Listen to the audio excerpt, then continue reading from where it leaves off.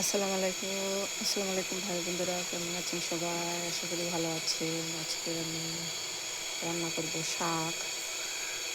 এখানে আমি দিয়ে দিচ্ছি কিছু পেঁয়াজ কুচি, কিছু মরিচ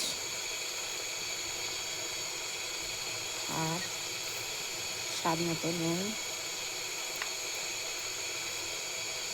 দিয়ে এটাকে এখন ঢেকে দেবো সিদ্ধ হওয়ার জন্য। শাকটা সেদ্ধ হয়ে গেছে, এখন আমি এটাকে বাগার দেবো। বাগার দিয়ে নেব। কিছু শুকনো মরিচ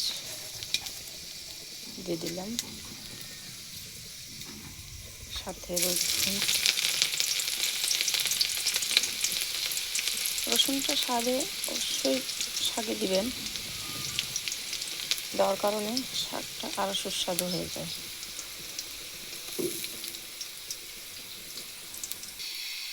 ভালো করে লাল লাল করে ভেজে নিয়েছি, এখন আমি শাকটা দিয়ে দেবো।